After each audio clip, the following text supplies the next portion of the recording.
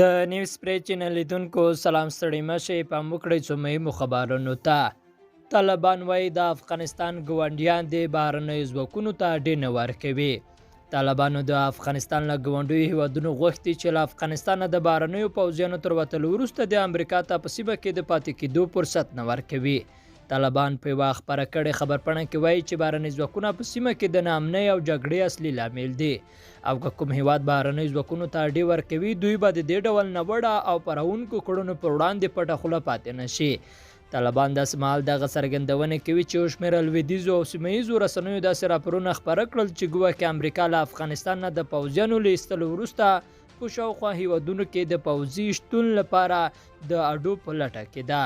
په دې راپور کې د مرکزي اسیا، خلیجي هیوادونو او پاکستان یادونه د هغو هیوادونو په توګه شوې چې ښایي امریکا پکې پوځي اډې وغواړي. بلخوا افغان ځواکونو باغلان کې 2 تنه د طالبانو له زندان آزاد کړي. د ملي دفاع وزارت وایي چې په باغلان کې 2 کسان د طالبانو له یوه زندانه خوشي کړي دي. د ملي دفاع وزارت له لوري په خپره شوې اعلامیه کې راغلی چې تېره شپه افغان ځواکونو د باغلان ولایت د مرکزي باغلان ولسوالۍ په نورزک سیمه کې عملیات ترسره کړي دي چې په پایله کې د طالبانو یو زندان مات کړی او 2 کسان یې له دې زندان څخه خوشي کړي دي. په اعلامیه کې وړاندې راغلی چې په دې کسانو کې 30 تنه نظامیان دي او پاتې نور یې ملکي وګړي دي. د دفاع وزارت دغه راز ویلي چې د دې عملیاتو پر مهال 4 تنه طالب وسلوال هم وژل شوي دي. طالبانو تر اوسه په دې اړه څه نه دي ویلي. د یادولو وړ ده چې څو ورځې وړاندې هم افغان ځواکونو په هرات ولایت کې د طالبانو یو زندان مات کړی و او 40 کسان یې آزاد کړي و. او لاس انجلس ټایمز وایي طالبانو د کندهار ولایت د نیولو هڅه پیل کړې. لاس انجلس ټایمز وایي چې له افغانستان څخه د امریکایي ځواکونو تر وتلو وروسته د دغه هیواد د وضعیت د لا بدیدو ګواښ موجود دی.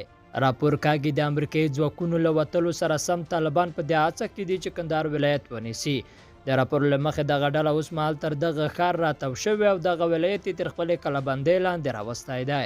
راپور کې دغه راز راغلی چې افغان حکومت هم د خلکو تمې خلاف روان دی ځکه خلک له دولت څخه امن، ازادي او ښه حکومتوالي غواړي. خو افغان دولت د بیلو ننګونو له امله د خلکو هیلې نشي پوره کولی. د ورځپاڼې په باور همدا لامل دی چې ورځ تر بلې د واک کړۍ راتنګېږي. لیدونکو له ملتیا مننه، ښې چارې.